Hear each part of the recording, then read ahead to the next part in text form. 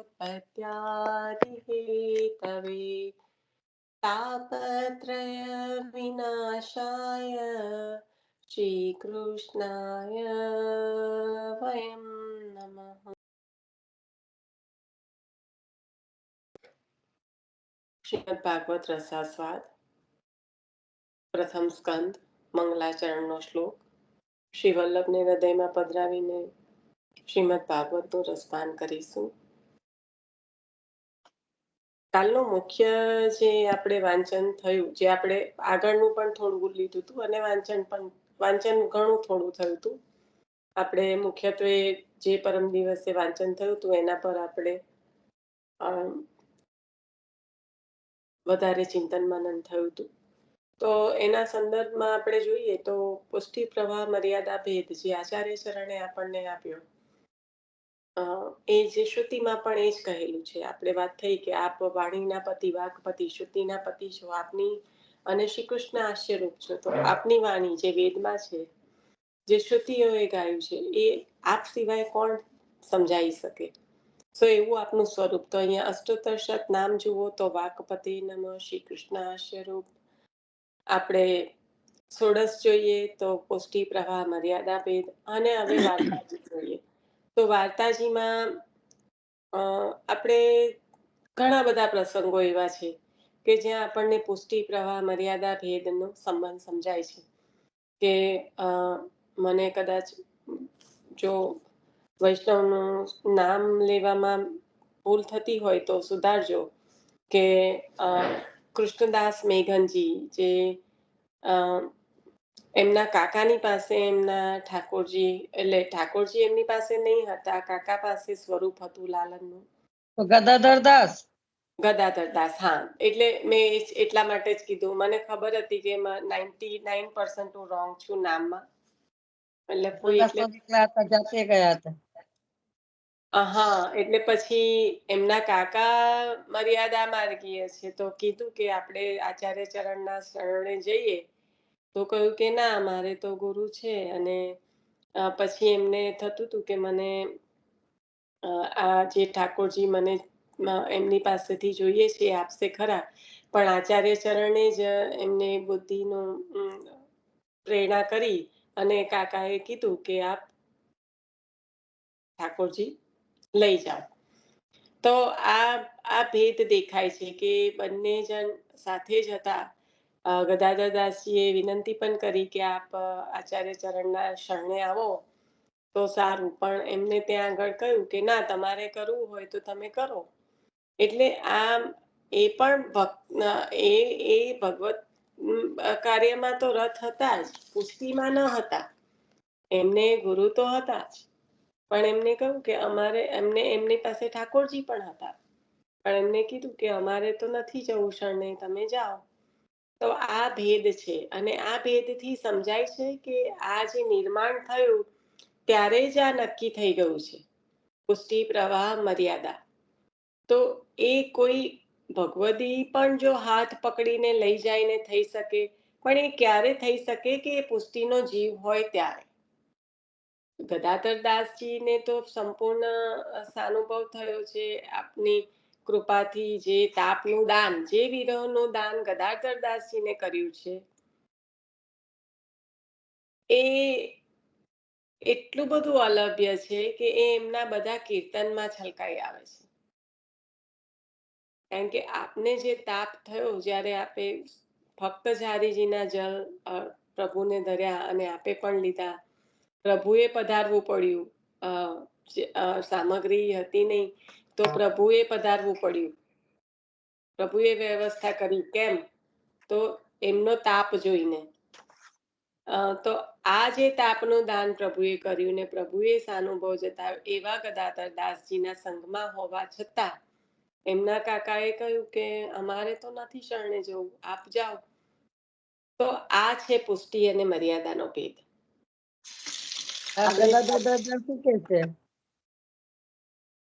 કોઈ લેજો ને, એટલું અક્ષરશઃ યાદ હોય તો લઈ લો. એટલે કેવું કે ગદાધરદાસ શું કે છે, એ બહિર્મુખારે કહેવાનો છે કે તું શરણે જાય. હા, હા. એટલે ત્યાં આગળ આપણને જ્ઞાન પણ થઈ જાય છે, બહિર્મુખ છે. એટલે કે પુષ્ટિનો જીવ નથી એવું જ્ઞાન પણ થઈ જાય છે. એટલા માટે કે છે ને કે આ બહિર્મુખ ક્યારે જે કહેવાનો છે. એ બહિર્મુખ ક્યારે કહેવાનો છે કે તમે શરણે જાઓ એમ? હમ, હમ. તો આ જે એક છે કે આચાર્ય ચરણનું સ્વરૂપ, આપણે ઘણા સંબંધો છે કે બધાને તો એ સ્વરૂપ સમજાય. જેમ સારસ્વત કલ્પમાં પ્રભુ અવતાર લીલામાં પણ કેટલા બધા એવા છે કે જેને પ્રભુનું સ્વરૂપ નથી ઓળખાયું. જ્યારે રંગમંચ પર આપ જ્યારે ઉતરો છો કંસને ત્યાં, ત્યારે બધાને અલગ સ્વરૂપે દર્શન થયા છે. અને પણ દામલાજીની પાસે એમના ભાઈઓ જોડે દામલાજીને શરણે આપે, ભાઈઓને કઈ થયા? સિંહ સ્વરૂપે દર્શન થયા ને? હા, એવા કે કઈ વાર દામલાજીના ભાઈઓ જ કઈ આયા શરણે? હા, એટલે આ તો આપણે સારસ્વત કલ્પની વાત કરીએ છીએ કે પ્રભુ સ્વયં અવતાર પ્રકટ થયા છે તો પણ બધાને એનું જ્ઞાન નથી થયું ને એમ.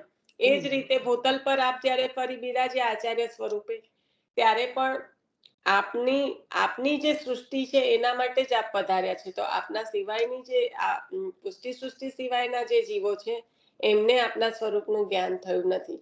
તો આ ભેદ છે મર્યાદા. એક આ પ્રસંગ યાદ આવ્યો તો બીજો એક પ્રસંગ એ યાદ આવ્યો તો કે એક કોઈના બેકગ્રાઉન્ડમાં અવાજ છે, અવાજ હોય તો ના કરશો, કાં તો આપનું મ્યુટ રાખો. એમાંથી એક જ થઈ શકે છે, કારણ કે ડિસ્ટર્બન્સ રેકોર્ડિંગમાં આવે છે અને મારું ધ્યાન પણ તરત જાય છે. તો આ એક વિનંતી છે કે તમારા બધાના મ્યુટ તમે તમારી જાતે ચેક કરો. બોલવું હોય તો એની ટાઈમ અનમ્યુટ થાવ, નો પ્રોબ્લેમ.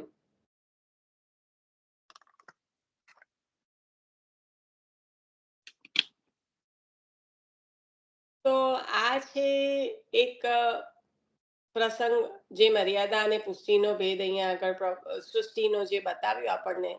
કારણ કે કાયામાંથી એટલે કે શ્રીઅંગમાંથી પ્રકટ થયેલી આપની પુષ્ટિ સૃષ્ટિ, વાણીમાંથી પ્રકટ થયેલી આપની મર્યાદા સૃષ્ટિ, અને ઈચ્છા માત્રેણ એ પ્રવાહ સૃષ્ટિ કે જે જીવન જીવવાના પ્રયત્ન કરવા વાળી છે. જીવન જીવવાનો પ્રયત્ન એટલે આપણે કાલે વાત થઈ હતી કે જેને જીવનમાં આનંદ ક્યાં છે, દેખાતો ભૌતિક, એ મેળવવા માટેનો પ્રયત્ન કરવા વાળી સૃષ્ટિ એ પ્રવાહી સૃષ્ટિ છે. તો બીજો એક ગુસાઈજી પ્રભુના સેવક કોઈ કદાચ કેજો, મને નામ તો આમે નથી. સ્ત્રીની વાત છે અને એના બે પુત્ર જે હોય છે, જે શરણે આવે છે, પરીક્ષા કરતા હોય છે અને પછી શરણે આવે છે. તો એ સ્ત્રીને જે પતિ હોય છે એ પ્રવાહી છે, એટલે એને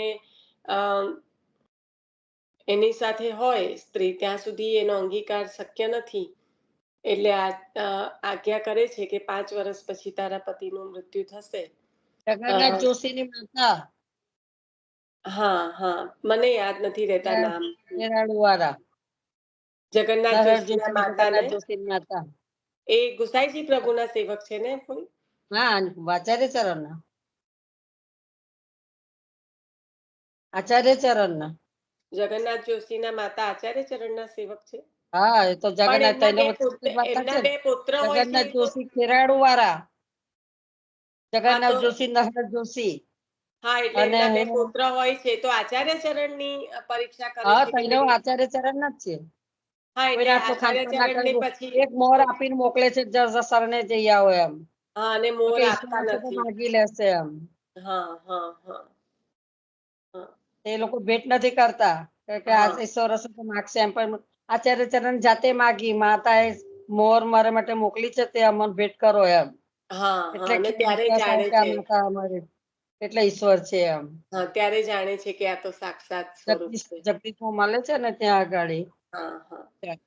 હા, તો ત્યારે પણ માતા આવી તો ગયા હોય છે શરણે, પણ એમને લેવાની ના પાડે છે માતા કે શરણે જ્યારે આવેલા હોય છે, પણ દીકરા નતા ને તે દીકરાને તઈ મોકલે છે શરણે જવા માટે. ના, એટલે અહીંયા મુખ્ય તત્વ કહેવામાં એવું માંગુ છું કે એના માતાને પણ 5 વર્ષની રાહ જોવડાવે છે. શરણે આવવાનું જ્યારે કે છે તો એમના પતિનું જે છે એ જે રીતનો જીવ છે, અંગીકૃત કરવાને લાયક નથી, તો કે એમનું મૃત્યુ થાય 5 વર્ષ પછી ચોરી થશે કરાવતા મૃત્યુ. હતા તે, ચોરી લૂંટફાટ કરતા હતા મતલબ. એટલા માટે. હા, એટલે પ્રવાહી જીવ તરીકે કહું છું કે પેલા જે ગદાધર દાસ જે છે બહિર્મુખ કયા ત્યાં મર્યાદાનો જીવ છે, કારણ કે એ ભગવત કાર્ય તો સેવા તો કરતા હોય છે એમની રીતે, બ્રાહ્મણ હોય છે એટલે. એમના કાકા. અને અહીંયા આગળ આનો પતિ હોય છે એ લૂંટફાટ કરે છે, એટલે જીવન જીવવાના પ્રયત્ન વાળા જેવું થયું ને એનું જીવન. તો એ પ્રવાહી જીવ, તો એનું પણ આચાર્ય ચરણ કહે છે કે 5 વર્ષ પછી જ્યારે મૃત્યુ થાય ત્યારે તું મારા શરણે આવજે. આ બે પ્રસંગો આ રીતે પુષ્ટિ પ્રવાહ મર્યાદા ભેદને સ્મરણમાં કરતા આવ્યા હતા. એટલે દામોદરદાસ સંભલવાળાના સ્ત્રીનું પણ એ પણ આવે ને કે પુષ્ટિ જીવ હશે તો આવશે. પેલું જલ ભરવાનું કીધું તારે કે ના કનેક્ટ થાય?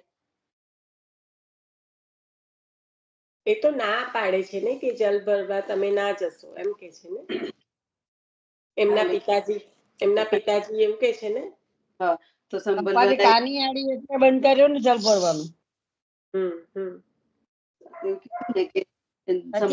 ચાલુ થઈ ગયો એમને. હા, બાકી જીવ તો પુષ્ટિ ના જ છે, આચાર્ય ચરણે તો અંગીકૃત કર્યા જ છે. પણ એમને જે પેલી એટલે વિષયની હજી પણ વિષય સંબંધ છે, જે દૈહિક સંબંધ છે, એ સંબંધની લાજ રાખીને ના કર્યું ને, એટલે એમાં એ રીતે છે. ઓકે, સારું, બરાબર. બાપાને કાની રાખી પછી અન્યાસરે ચાલુ થઈ ગયો એમને. આપણા કહેવાથી જલ ભરવાનું બંધ કર્યું ને. હા, એટલે કાની રાખી ને બાપાની. એટલે હજી દૈહિક સંબંધોમાં પ્રાધાન્ય વધારે છે ને, એમ થયું ને. ચલો હવે આગળ વધીશું. હજી મનન ચિંતન થાય તો કાલે લઈશું. પણ એક વસ્તુ રાખીએ આપણે કે વાર્તાજીમાં જે ચિંતન થાય ને એ કરીને બીજા દિવસે કહીએ, એટલે પહેલા તો તમને સારી રીતે કનેક્ટ થશે, એના પર મનન ચિંતન થશે, અને પછી રહી ગયું હોય તો તમે કાલે પણ કહી શકો છો. જોડે જોડે યાદ કરવાનો પ્રયત્ન કરશો તો જે ચાલી રહ્યું છે એમાં પણ ધ્યાન નહીં રહે, અને જે તમે યાદ કરી રહ્યા છો એમાં પણ પૂરેપૂરા કનેક્ટ નહીં થઈ શકો. એટલે જે પણ યાદ આવ્યું હોય ને. બરાબર છે ને? શું કહો છો ફૂઈ? કાલે ખંડન બ્રાહ્મણ નું કીધું તું, એમને ગોષ્ઠ તો મારે છે તો બરાબર છે ને? નથી વાંચન કરવાનો ટાઈમ મળ્યો ફૂઈ. વાર્તા નંબર 89. હા, જોઈ. એ તો તમે કહો છો એટલે બરાબર જ હશે, પણ વાર્તા તો નથી વાંચન થઈ. એ તો એક જણને પણ પ્રભુ યાદ કરાવે તો બધાના માટે કરાવે. એક જણને પણ, એક વૈષ્ણવને પણ પ્રભુ યાદ કરાવે તો બધા વૈષ્ણવો માટે કરાવે ને, એટલે તમને બરાબર જ યાદ હશે. પછી એને આત્મનિવેદન કરાવે, પછી સરને આવે છે ને આત્મનિવેદન, ડાયરેક્ટ જ આત્મનિવેદન કરાવે ગુસાઈજી જાતે. કે દમલાજી ની સખી છે ને, સ્વામીજીની ના સખી છે. મને એ છે ને, કદાચ હું ઇન્ડિયા હોઈશ ત્યારે અમુક મારા 252 વાર્તાજીને 84 પણ પડ્યા છે, એટલે મને આ બિલકુલ સ્મરણમાં જ નથી. બહુ સરસ વાર્તાજી છે. પછી આત્મનિવેદન ડાયરેક્ટ કરાવે ગુસાઈજી જાતે. સરને આવે છે ને કે મને તો ડાયરેક્ટ ગુસાઈજી કે નહીના સ્નાન કરીને આવો અપરસમાં, ડાયરેક્ટ આત્મનિવેદન કરાવી દે છે. જીવ જે હોય તે પારખે ને પ્રભુ તો. બહુ સુંદર વાર્તાજી છે, બહુ સરસ છે. પછી 89 નંબર કીધો ને? હા, 89. 252 બીજા ભાગમાં. હા મિલનબેન. મારો ક્વેશ્ચન એવો હતો કે સતીશ કાકાએ પણ આ લીધું હતું કે આપણું સૃષ્ટિનું સર્જન થયું હોય છે એટલે પહેલેથી જ વર્ણન થઈ ગયેલું કે પુષ્ટિ, મર્યાદા અને પ્રવાહના જીવ છે, એવું રાઈટ? એવું કેવું છે. હવે બાય ચાન્સ, એટલે મારા સમજ માટે કે ભાઈ હું મર્યાદા માર્ગની છું, તો હવે એવું એમાંથી કે ભાઈ સાધનો કરીને પ્રભુની પ્રાપ્તિ માટે તે પુષ્ટિ જીવમાં પ્રભુની ઈચ્છાથી જ થાય કે એ બની ના શકે એમ? એટલે અહીંયા છે ને, તમે ફરી તમારો પ્રશ્ન તમે જ મને ક્લિયરલી પૂછો, એમાંથી અડધું તમને જવાબ મળી જશે. ફરીથી પૂછો મને પ્રશ્ન. મારું એવું કેવું છે કે હું મર્યાદા જીવની છું. હવે હું જે સાધન કરું કે ભાઈ આજે ભગવદ નામ. એક મિનિટ. મર્યાદા, પુષ્ટિ અને પ્રવાહ, એ 3 માંથી આપ કહો છો કે આપ મર્યાદા છો, રાઈટ? હા. ઓકે. તો એમાંથી હવે કે હું મર્યાદા જીવની છું કે મેં એવું ફીલ કર્યું આજે, તો હવે પુષ્ટિ બની શકાય કે ના બનાય? 110% પુષ્ટિ જીવના એટલે એ આપણા મર્યાદા વાળા પ્રયત્ન કે પુષ્ટિમાં આવી પ્રભુની? શકે, મહેનત કરે ભગવતી. હાલો, હા બોલો ફોઈ, સાંભળું છું. મર્યાદા પુષ્ટિ હોય ને તો પુષ્ટિનો સંબંધ થાય, પ્રવાહીને ન એ થાય. મર્યાદા પુષ્ટિ પ્રવાહીને તો કહેતા જ બીજા બધામાં જ નથી. હોય. એ તો ત્યારે પુષ્ટિ કહેતા જ નથી મર્યાદા કોઈ. વાળાને તો જેમ સિંચન મળે ને તેમ આવી શકે પુષ્ટિમાં.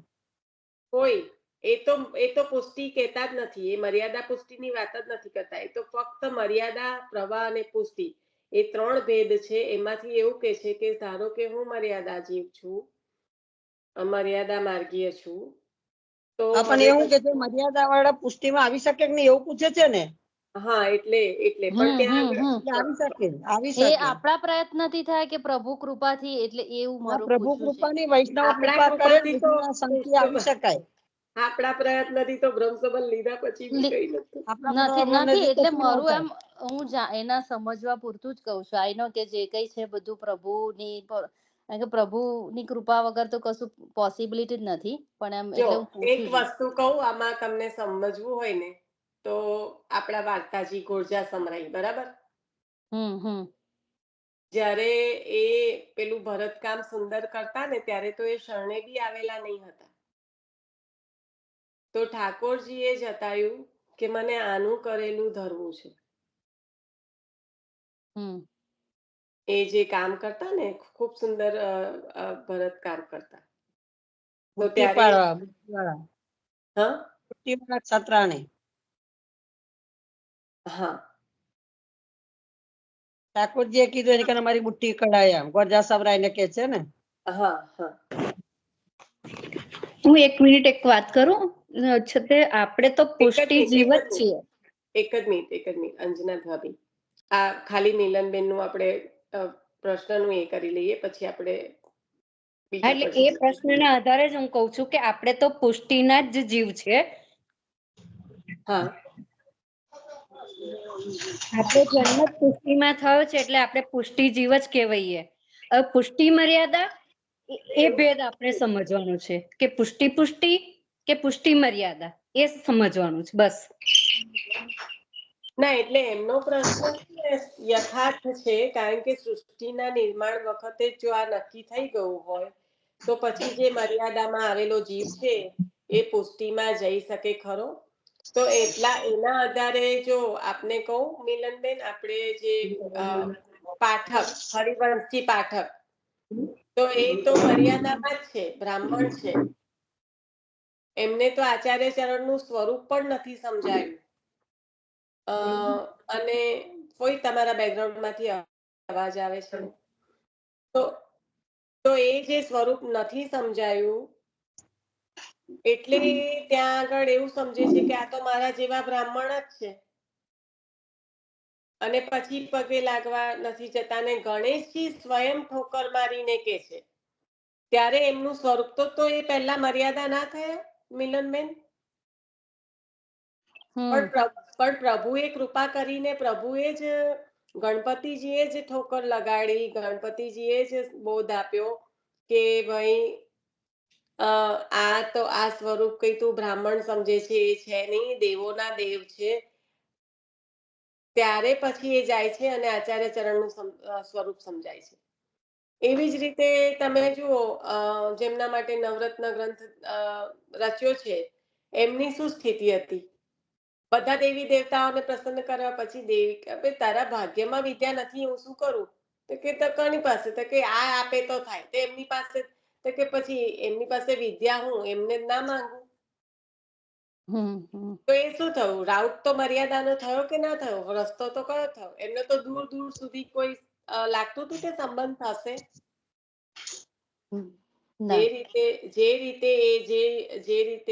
જે ઘરમાં એ જન્મ્યા, જે રીતે ઉછર્યા, ત્યારે કોઈ એમનો પ્રભુ સાથે, આપણને છે પરંપરાગત રીતે કંઠી પહેરાવી દીધી છે, તો એ આપણને ખબર નથી પડતી. આપણે સમજીએ છીએ કે આપણે પુષ્ટિના છે કારણ કે આપણને કંઠી પહેરાવી દીધી, જેની આપણને કોઈ પણ પ્રકારની સમજ પણ નથી. પણ આ જે વૈષ્ણવો છે, જે શરણે આવ્યા છે, એમને તો કોઈ પ્લીઝ અવાજ આવે છે. મેં કર્યા ફોઈને મ્યુટ. બરાબર, એટલે ટૂંકમાં સમજાયું મને. અને એટલે થઈ શકે, એટલે મારું ખાલી એ જ હતો, કારણ કે સતીશ કાકા જ્યારથી લીધું હતું ને તારને મને આ ક્વેશ્ચન હતો કે આપણાથી આ રીતે એટલે આવું થઈ શકે એમ. અને એનાથી ઊંધું પણ થઈ શકે બેન. હા, એ પણ છે. બરાબર. અધિકાર વગર. સાચી એટલે વાત. ખ્યાલ આવી ગયો હા હા હા, ખ્યાલ આવી ગયો. કે વરણ એટલે એનો મતલબ એવું નથી કે જન્મતાની સાથે જ તમારી એ નક્કી થઈ જાય. તમે જે સમજો છો કે પુષ્ટિ સૃષ્ટિના નિર્માણ સાથે જ્યારે બધું નક્કી થઈ ગયું હોય ત્યારે જીવ જન્મ થાય ત્યારથી જ, એટલે તમારી સમજમાં આટલું અંતર આવ્યું. ખ્યાલ આવ્યો તમને? યા એટલે એ જ હતું. હું સમજતી હતી પણ એ જ રીતે કે ભાઈ આ રીતે જ હોય એમ. હા.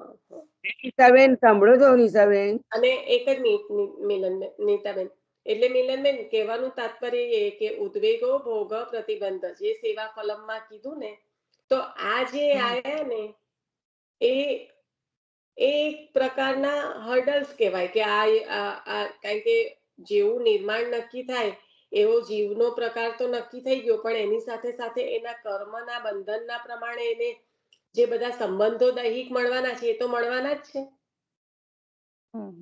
અને એ જે દૈહિક સંબંધો છે એ આ પુષ્ટિ સૃષ્ટિના જીવો નથી. એને છોડીને પછી જ્યારે જાય છે, કેમ જાય છે? તો કે પ્રભુને એનું વરણ કરેલું છે, પણ પેલું જે લેણદેણ પૂરું કરવાનું છે તો કરવું જ પડે ને. એટલે જ મેં પેલો સંબંધનો, એટલે જ મેં 5 વર્ષ પછી તારો પતિ મળશે પછી તું શરણે આવજે એ એક્ઝામ્પલ એટલે જ લીધો કે જ્યાં સુધી એની સાથે તારો સંબંધ છે ત્યાં સુધી તારો અંગીકાર ત્યાં નથી.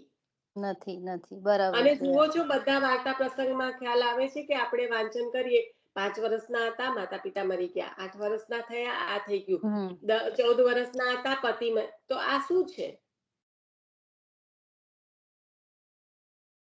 કે પ્રભુએ વરણ તો કરેલું જ છે, પણ જ્યાં સુધી પેલું લેણું દેણું પૂર્ણ કરવાનું છે કે જ્યાં સુધી એ સંબંધો તમારા જીવનમાં છે ત્યાં સુધી આ સંબંધ શક્ય નથી પુષ્ટિનો. આ છૂટશે એટલે ત્યાર પછી જ પેલા સંબંધ થશે પ્રભુ સાથે. હા, એટલે એવું નથી કે એ મર્યાદામાં છે, એમનો અંગીકાર થવાનો છે, પ્રભુ જાણે ક્યારે. એટલે જન્મ સાથે આ નક્કી નથી થતું. સૃષ્ટિના નિર્માણ સાથે નક્કી થાય છે, જન્મ સાથે નથી થતું. બરાબર. વાર્તા પ્રસંગો લઈએ ને તો ઘણું અંદરથી ઝીણું એવું કહો, એક વાર્તામાં એક જન્મારો નીકળી જાય એટલું બધું મળે આપણને. એટલે મિલનબેન, આમ તો તમને ખ્યાલ આવી જ ગયો છે, પણ અમને છે ને 2-3 દિવસ પહેલા આશ્રય રાજા ને સરનામ રાજાના વચનામૃત હતા, ગોકુલ સે ગીતા અહીંયા આગળ હતા, એ મેં રેકોર્ડ કર્યું છે. એમાં બહુ સરસ સમજ આપી છે. આમ તો બધાને સમજ પડી ગઈ છે, પણ એ ફરી વચનામૃત હું પોસ્ટ કરીશ, સાંભળજો બધા. હા, પણ આ સંબંધે નહીં, ખાલી આમે વચનામૃત સુંદર હોય તો સાંભળે. એટલે એ તો મોકલવાની જ હતી, પણ આ મને નિશા કનેક્ટ થયું એમ. ના, એટલે સારું એમ સાંભળીશ. છે ને શ્રી વલ્લભમાં જ મૂકજો. હા, મૂકીશ એમાં. અને મિલનબેન છે ને, આમ આપણે આ નિશાએ જે 252 કે 5 વર્ષ પછી તારા પતિનું થશે પછી આવશે, પણ આજની તારીખમાં અત્યારે પણ ભૂતલ પર એવા જીવો છે કે જે છોકરાઓ, લાઈક હું મારી વાત કરું કે આપણે જન્મ્યા ને અપાઈ દીધું બ્રહ્મ સંબંધ ને એમાં એવી રીતે આપણે આયા, પણ જે લોકોને કોઈ જ પુષ્ટિ સાથે લેવા નથી, એમના ફેમિલીમાં કશું જ નથી, પણ ઘણા એવા દાખલા છે કે કોઈ મંદિરમાં દર્શન કર્યા, 14 વર્ષની ઉંમર હતી અને એટલી દર્શન કરતાની સાથે જ એટલી બધી એની પર એની કૃપા થઈ ગઈ કે તેમાં અત્યારે પૂરેપૂરા વરી ગયેલા છે. અને હવે તો એક નહીં કેટલા બધા દાખલા છે. એટલે લાઈક મર્યાદામાં હોય કે પુષ્ટિમાં હોય એ બહાર ફેંકાઈ જાય ને, મર્યાદામાં હોય તે કૃપાથી અંદર આવે.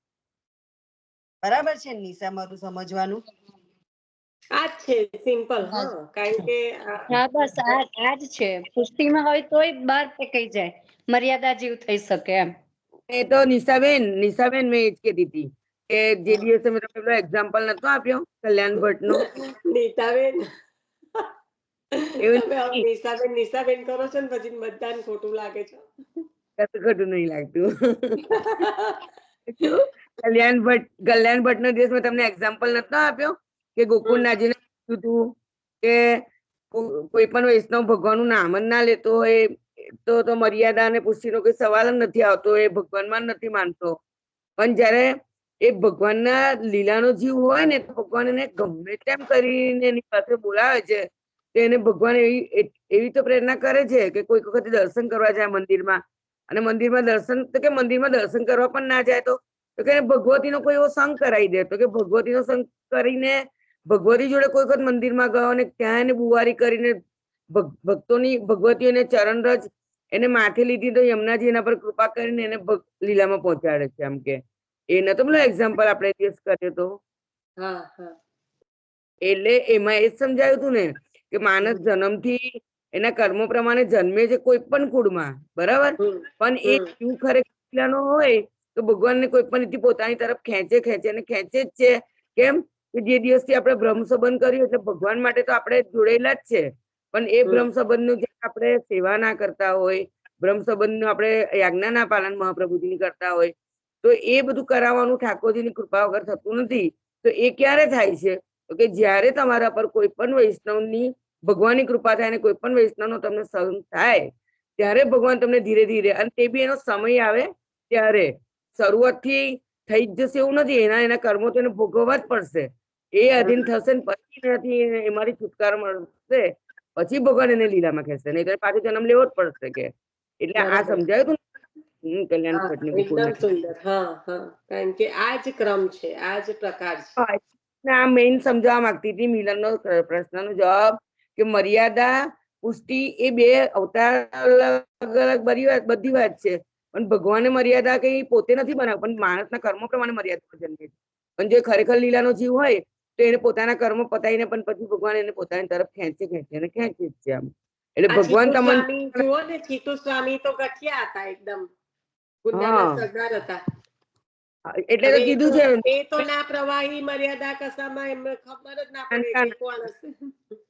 પણ પ્રેમીલા માસી એવું કીધું ને કે પ્રવાહી જીવ જે હોય ને એ લીલામાં જતા બહુ વિચાર કરે, કારણ કે પ્રવાહી જીવ કેવો હોય, એને પોતાની લાઈફમાં જ ઇન્ટરેસ્ટ હોય, એને ભગવાનમાં ઇન્ટરેસ્ટ જ ના હોય.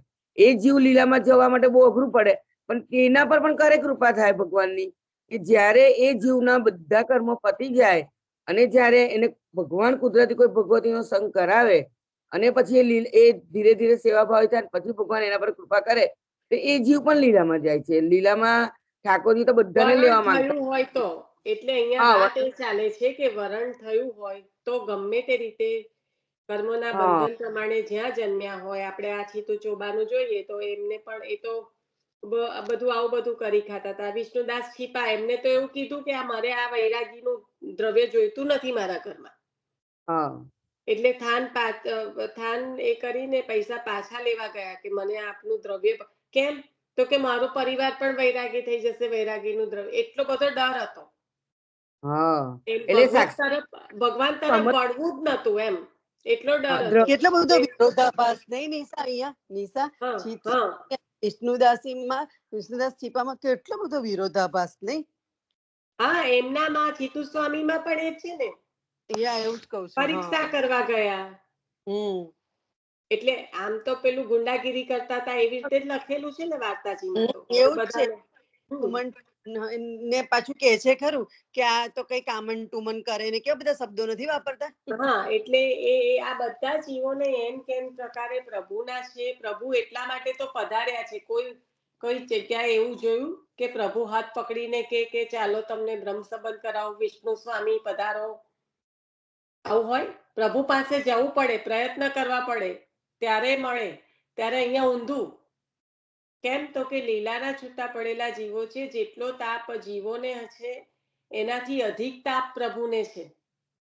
બસ આ સાચું કે એમને પોતે પોતાની બાજુ ખેંચવા માટે પ્રભુ ટ્રાય કરતા હોય છે. કારણ કે જીવો તો ભૂલી ગયા છે, આસુરી કે સંગ ભય આસુરી હો ગયે.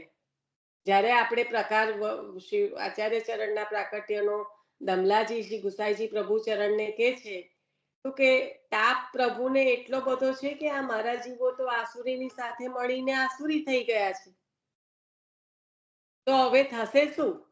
અને એ તાપ આચાર્ય શ્રી ઠાકોરજીનો અને શ્રી સ્વામિનીજીનો પોતાના જીવોથી છૂટા પડ્યાનો એ તાપ અને એ તાપની ભાપમાંથી જે તાપાત્મક ભાવાત્મક સ્વરૂપ પ્રકટ થયું એ શ્રીવલ્લભ. અને એ 3 વખત પૃથ્વી પરિક્રમા કરીને પોતે સ્વયં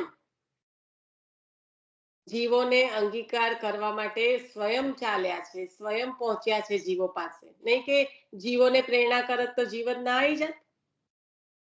શક્ય છે આપ શું કરો ના સર્વ સમર્થ્ય એવા આપ.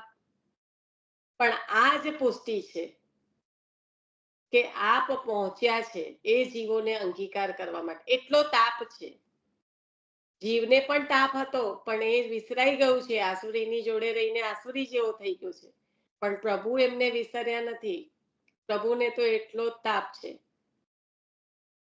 અને આ છે પુષ્ટિ, અને આ છે આચાર્ય ચરણનું સ્વરૂપ. તાપાત્મક ભાવાત્મક જે આપનું સ્વરૂપ શીતળતા પ્રદાન કરવા વાળું છે. આપનું સ્વરૂપ તાપાત્મક ભાવાત્મક શ્રી સ્વામિનીજી અને શ્રી ઠાકોરજીના માંથી પ્રકટ થયેલું, પણ જીવોને અત્યંત શીતળતા પ્રદાન કરવા વાળું. અને એ અંગીકૃત જીવો માટે જ આટલો શ્રમ લઈને 52 વર્ષ ભૂતલ પર પધાર્યા અને આપણા માથે શ્રી ઠાકોરજીને પધરાવ્યા. અને જે શ્રી ઠાકોરજીનું જે સ્વરૂપ, જે બ્રહ્મનું સ્વરૂપ અત્યારે આપણે સમજી રહ્યા છે કે જીવ ગમ્ય નથી, દ્રશ્યમાન છે પણ સમજી શકાય એવું નથી. કે સૃષ્ટિનું આપણે સર્જનનું દર્શન કદાચ કરી શકીએ, પણ સૃષ્ટિ સર્જન કરવા વાળાને આપણે આપણી બુદ્ધિમાં સમજી શકીએ નહીં.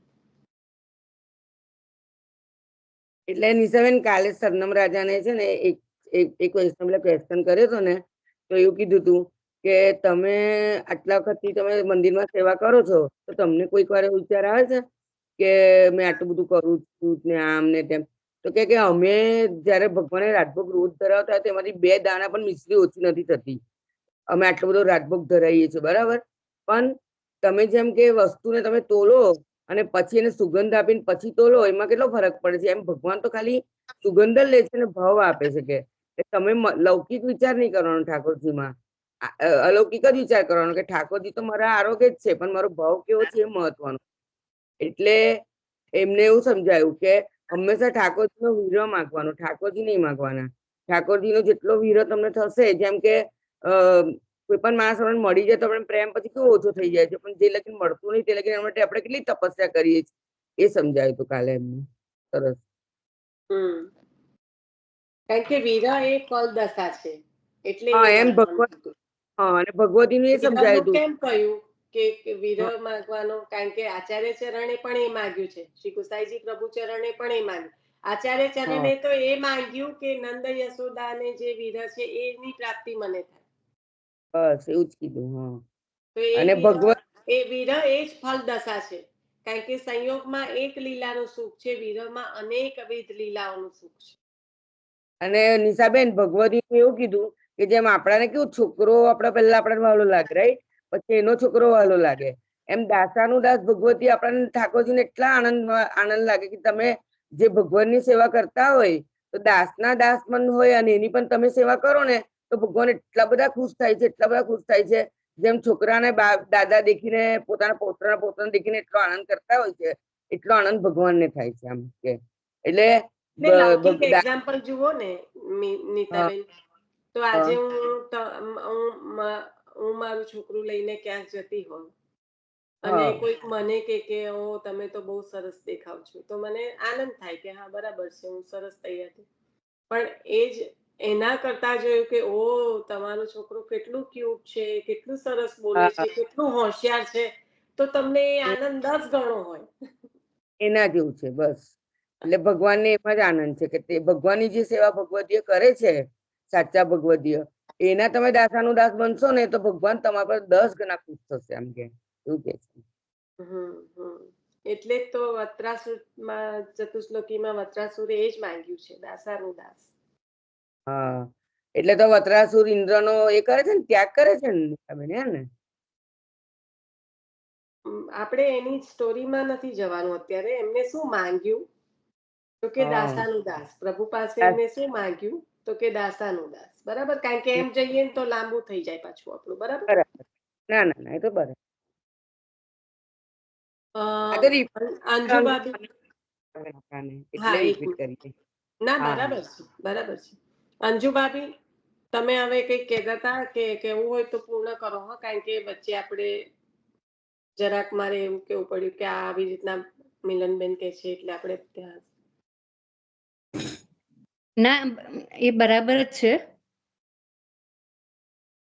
તમે કીધું ને બરાબર સમજાયું છે. મેં ખાલી એટલું જ કહેતી હતી કે આપણું તો વરણ કરી દીધેલું છે, પણ આપણે પછી ભક્તિ અને સેવા કરીને પછી આપણે માયાના જીવ છે અને પુષ્ટિમાં આપણું વરણ ભગવાને કૃપાથી કરી જ દીધેલું છે, કૃપાથી.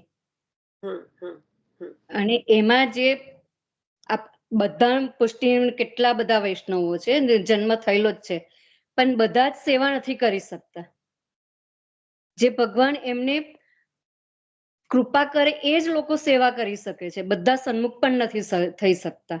હમણાં છે ને કાલિંદી બેટીજીનું વચનામૃત સાંભળ્યું હતું ને, એમાં આ સાંભળ્યું હતું મેં કે કેટલા બધા પુષ્ટિ જીવ છે, પણ બધા પ્રભુજીની સામે સન્મુખ થઈ જ નથી શકતા.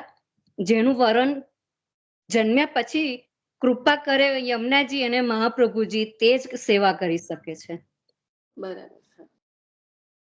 અને જે નથી કરી શકતા તે પુષ્ટિ મર્યાદા જીવ જ કહેવાય, એમ એવું ભાવાર્થ હતો એમનો કહેવાનો. બરાબર છે. એટલે આમાં એ છે કે જે આમાં કીધું ને કે મારા જીવો છે, દૈવી જીવોની જ વાત છે, રાઈટ? જયારે આચાર્ય ચરણનું પ્રાકટ્ય થયું ને એ સમયનું જે આ વાંચન આપણે કર્યું છે ઘણી વાર, પણ એમાં સ્વામિનીજી અને ઠાકોરજીનો આ સંવાદ છે કે કેવી રીતે શરણે આવશે. આટલા જન્મો સહસ્ત્ર પરિવર્ષથી છૂટા પડ્યા છે અને એમનો સંગ કોની સાથે થયો? આસુરી જીવો સાથે. એટલે એમની સાથે રહીને એ પણ એવા જ થઈ ગયા છે. એટલે ઠાકોરજીને બહુ જ તાપ થાય છે કે શરણે લાવવા પણ હશે તો કેવી રીતે આવશે? કારણ કે એ તો આસુરી જ થઈ ગયા છે, આસુરીની જોડે રહીને. એટલે આ સ્થિતિ છે એ કર્મનો જે કહેવાય કે જે બંધન હોય, એક પછી એક જે જોડાઈને આવ્યું હોય, એના કારણે કદાચ બ્રહ્મ સંબંધ થાય પણ ખરું, પણ હજી જે પેલું બધું છે એ પૂર્ણ ના થયું હોય ત્યાં સુધી આમાં અંગીકાર થવાનું શક્ય ના થાય. એટલે પછી એ સેવા પણ ના કરી શકે કે સન્મુખ પણ ના થઈ શકે. સરસ. એટલે આગળ પછી લેજો. અમુક વાર કહેતા હોય છે કે આપણે પુષ્ટિમાં કે ને કે બહુ આપણે કોઈને કહેવાનું નહીં, કારણ કે એનો જીવ હોય ને તો પ્રભુ ગમે ત્યારે ખેંચે, પણ પછી ના હોય તો આપણે બહુ મતલબ નહીં એ કરવાનો. શ્રી વલ્લભાધીશ કી જય. બ્રહ્મનું સર્વજ્ઞત્વ, સર્વશક્તિમત્વ અને નિરંકુશ જગત કૃત્વ. હેડિંગ છે કે બ્રહ્મનું સર્વજ્ઞત્વ, સર્વશક્તિમત્વ અને નિરંકુશ જગતકૃત્વ. સર્વ સૃષ્ટિના પ્રકારોનું સૂચન કરવા માટે આ વિવિધ પ્રકારો છે. તેમાં અનેકવિધ કલ્પના કરવી પડે છે. સમજવું પણ સહેલું ન લાગે. તેથી શ્રી આચાર્ય ચરણ સરળ અર્થ બતાવે છે. બ્રહ્મ સૃષ્ટિને ઓળખાવતા તસ્માત્વા એતસ્માત્વા આત્મન આકાશ સંભૂત શ્રુતિ વાક્યથી જન્માદર્શ્યનો પરચ્છેદ. જન્મ આદર્શ્ય છે. આદ્ય ઉપરની શ્રુતિથી આકાશ છે. આમ જન્માદર્શ્ય યતઃ પદથી બ્રહ્મનું સર્વગત્વ, સર્વશક્તિમત્વ અને નિરંકુશ જગત કર્તૃત્વ સિદ્ધ થાય છે. તો અહીંયા આચાર્ય ચરણે તો સરળ રીતે આ જે સૃષ્ટિ પુષ્ટિ પ્રવાહ મર્યાદા ભેદ દ્વારા આપણને અહીંયા આગળ કીધું અને શ્રુતિના જે વાક્ય છે આપણે આગળ પણ જોઈ ગયું કે આકાશ એ બ્રહ્મનું સૂચન કરે છે અને આપણે એના સંદર્ભમાં જ જોયું હતું કે આકાશ તત્વ જે છે પંચમહાભૂતમાં તો જ્યારે પુષ્ટિમાં પંચમહાભૂત તનુનવત્વ જ્યારે પ્રાપ્ત થાય ત્યારે પંચમહાભૂતમાં આકાશ એ શ્રી ગોવર્ધન ધરણનું સ્વરૂપ છે. અહીંયા પણ શ્રુતિમાં શું કહે છે? આકાશ તત્વ એટલે એ બ્રહ્મનું સ્વરૂપ છે અને બ્રહ્મનું સર્વગત્વ, સર્વશક્તિમત્વ અને નિરંકુશ જગત કર્તૃત્વ સિદ્ધ થાય છે. આપ જ સર્વ કંઈ કરવા વાળા છો, એક તુકાળમાં જોઈએ તો. કારણ કે આ શ્રુતિના વચનોને તો આપ સિવાય કોણ સમજાવી શકે, એટલે આપણને સોળસમાં સુંદર રીતે આપે આ પુષ્ટિ પ્રવાહ મર્યાદા ભેદમાં બતાવ્યું છે. ગાયત્રીને અનુકૂળ વિચાર. શ્રી ભાગવતનું સ્વરૂપ લક્ષણ. આ હેડિંગ છે કે ગાયત્રીને અનુકૂળ વિચાર. શ્રી ભાગવતનું સ્વરૂપ લક્ષણ. શ્રીમદ ભાગવતમાં પણ જન્માદ્યસ્ય યતઃ પદ છે. તેમાં આ બધા વિચાર પછી શ્રી આચાર્ય ચરણ જન્મ આદસ્ય આકાશસ્ય યતઃ એવો અર્થ કરે છે. આકાશનો જન્મ જેનાથી થયો છે એવો અર્થ મુખ્યત્વે સ્વીકાર્યો છે. જન્મ આદસ્ય આકાશસ્ય યતઃ આ અર્થમાં જન્મની મુખ્યતા છે. સ્થિતિ અને લયનું સૂચન માત્ર છે. ગાયત્રીમાં પણ સવિતુઃ પદથી પ્રસવ માત્ર કહ્યો છે, સ્થિતિ અને લય નહીં. પાછળથી તેમાં વરેણ્યમ શબ્દથી સ્થિતિનું અને ભર્ગ શબ્દથી લયનું સૂચન છે. તેમ અહીં પણ સ્થિતિ અને લય નું પાછળથી સૂચન થશે. પૂર્વમાં પ્રસવ સૂચક પદનો અર્થ મુખ્ય ગણ્યો છે. પ્રસવ સૂચક એટલે કે જન્મ સંબંધી. તો પૂર્વમાં એટલે કે પહેલા આ અર્થ ગણ્યો છે મુખ્ય, અને પાછળથી સ્થિતિ અને લયનું સૂચન થશે. એટલે ઓમ ભૂર્ભુવસ્સઃ તત્સવિતુર્વરેણ્યમ એ જે ગાયત્રી છે એમાં જે સવિતુ એ પ્રસવ છે, વરેણ્યમ અને ભર્ગ એ પાછળથી થતું સ્થિતિ અને લયનું સૂચન છે. શ્રીમદ ભાગવતમાં ગાયત્રીના અર્થને અનુકૂળ વિચાર આવશ્યક છે. શ્રીમદ ભાગવતના સ્વરૂપનું લક્ષણ અહીં વિચારવા જેવું છે. લક્ષણ એટલે અસાધારણ ધર્મ જે બીજા કરતા પદાર્થોને જુદા પાડીને સ્પષ્ટ રીતે ઓળખાવે એ લક્ષણ. લક્ષણ એટલે અસાધારણ ધર્મ જે કહેવાય કે ડિસ્ટિંગ ક્વોલિટી હોય કે બીજા બધાથી જુદું પાડે એવી હોય એને લક્ષણ કહેવાય. એટલે કહ્યું કે લક્ષણ એટલે અસાધારણ ધર્મ જે બીજા કરતા પદાર્થને જુદો પાડીને સ્પષ્ટ રીતે ઓળખાવે. યત્રાધિકૃત્ય ગાયત્રીમ વર્ણ્યતે ધર્મ વિસ્તરઃ વૃત્રાસુર વધોપેતમ તદભાગવત મિશ્યતે.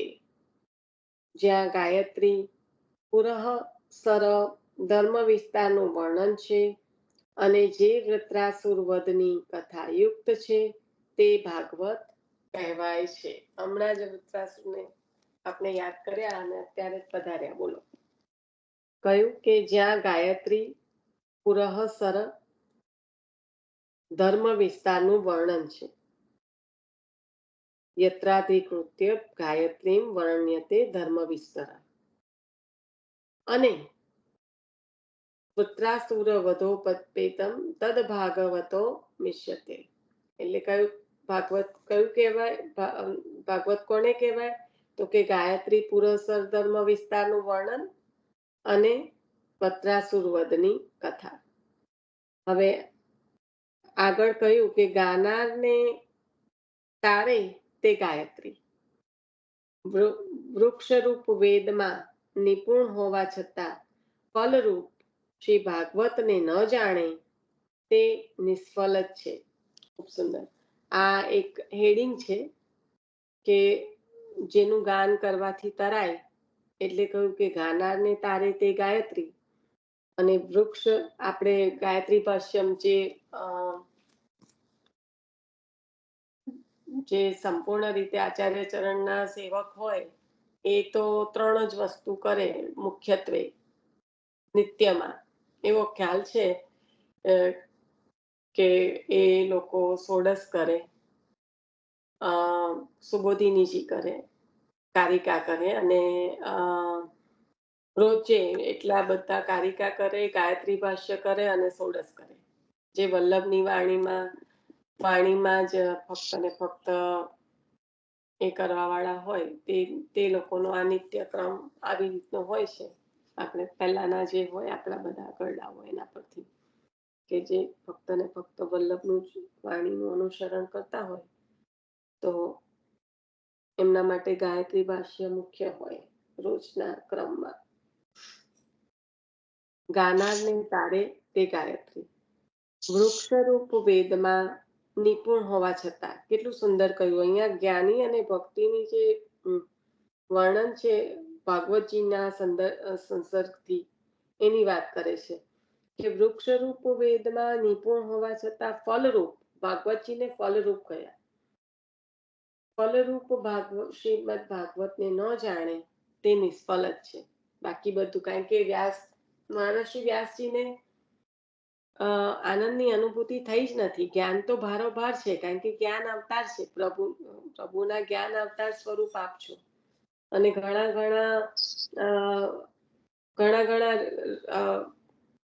જે કહેવાય કે પુરાણ જે હોય જેની રચના કરે એવા આપ જ્ઞાનના અવતાર, પણ જ્યાં સુધી શ્રીમદ ભાગવતજીની રચના નથી કરી ત્યાં સુધી આપને આનંદની અનુભૂતિ નથી થઈ. તો વૃક્ષરૂપ વેદમાં નિપુણ હોવા છતાં ફલરૂપ શ્રી ભાગવતને ન જાણે તે નિષ્ફળ જ છે. ગાયત્રી વેદ માતા છે. ઋક, યજુર અને સામ એ વેદત્રયીના અર્થનું તે પ્રતિપાદન કરે છે. અહીંયા ગાયત્રી વેદ માતા કયા, અને ઋગ, યજુ અને શ્યામ. હવે મને અહીંયા છે ને ઋગ્વેદ એટલે ગ જ મને ખબર હતી, પણ અહીંયા ક લખેલો છે, એટલે હું એ રીતે વાંચન કરી રહી છું કે ઋક, યજુઃ અને શામ એ વેદત્રયીના અર્થનું તે પ્રતિપાદન કરે છે.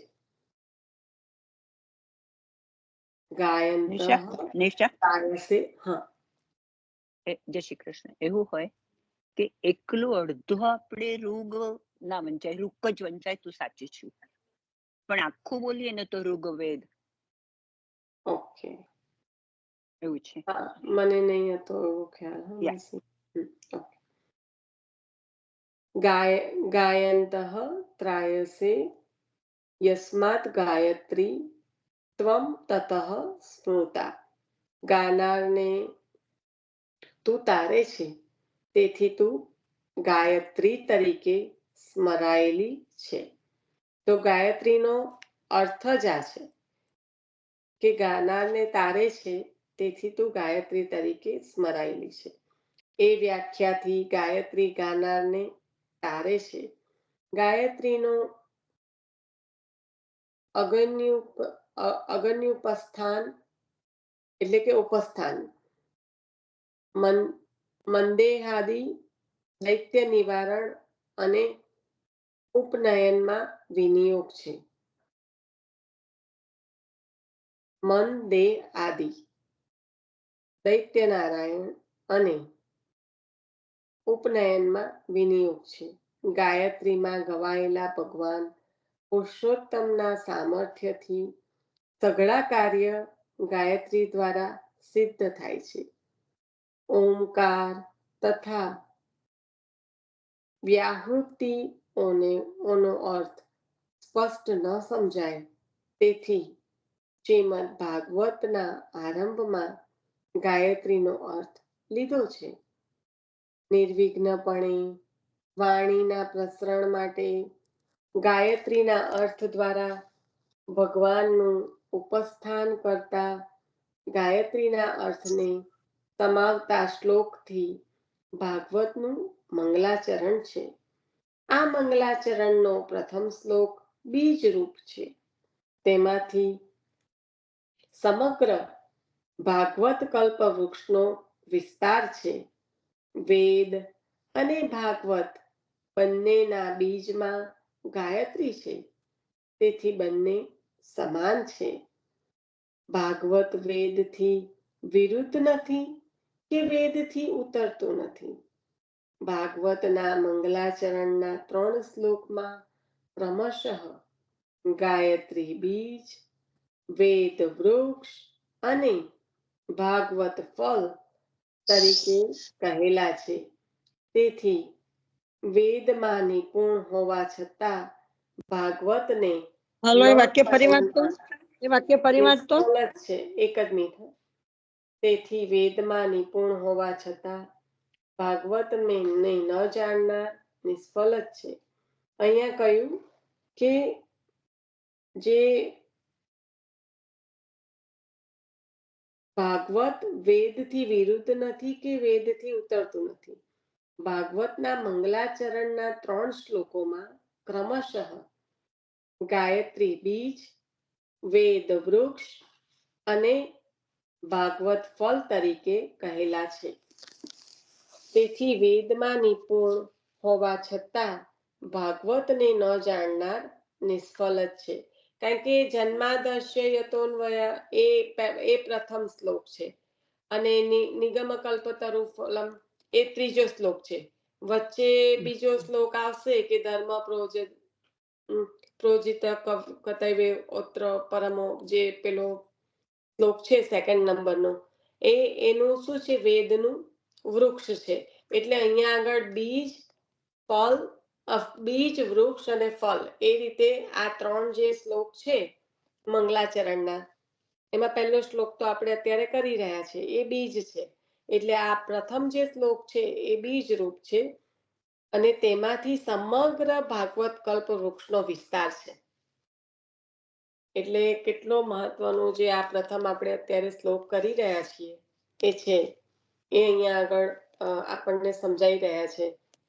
એના કે બીજ વગર તો કશું શક્ય જ નથી. પણ આ પ્રથમ શ્લોક જે બીજ રૂપ છે એમાંથી સમગ્ર કલ્પવૃક્ષ, જે ભાગવત જે કહેવાય કે કલ્પવૃક્ષ સમાન છે, એનો વિસ્તાર છે. કોઈ એ જ કહેતા હતા ને, ફરી વાંચું? હા એ જ. હા. આમ જન્માદર્શ્ય એ ભાગવતનો પ્રથમ શ્લોક અને ગાયત્રીનો અર્થ સમાન છે. તે વિચારતા પહેલા શ્લોકાર્થ વિચારીએ. હવે શ્લોકનો એકચ્યુઅલી આખા શ્લોકનો અર્થ આવશે, જે આપણે મંડે લઈશું. બરાબર? કારણ કે હવે આ શરૂ કરવાનું શક્ય નથી અત્યારે.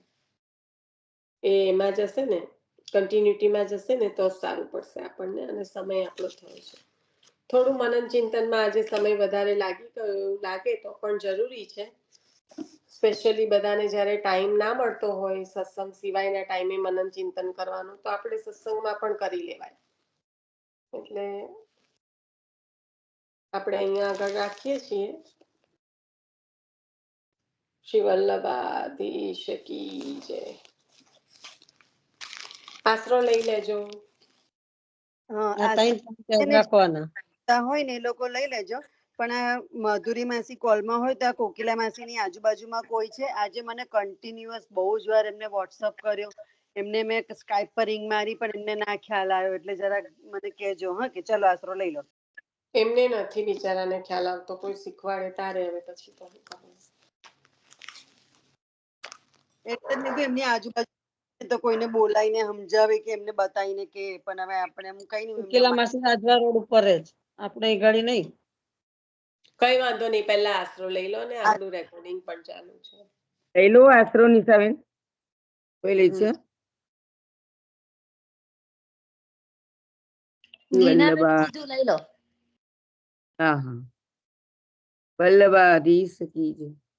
ત્રણઈન ચરણ કેરો ભરોસો દ્રઢઈન ચરણ કેરો શ્રી વલ્લભનક ચંદ્ર સટાબીન સબ જગ માય તેરો ભરોસો साधन और दुनिया कली में सासु होय निवेरो दूर कहाँ कहे त्रिविध अंधरो दीना मोल को चेरो भरोસો દ્રઢઈન ચરણ કેરો દ્રઢઈન ચરણ કેરો ભરોસો દ્રઢઈન ચરણ કેરો. શ્રી વલ્લભાધીશ કી સર્વોત્તમ જય શ્રી કૃષ્ણ. જય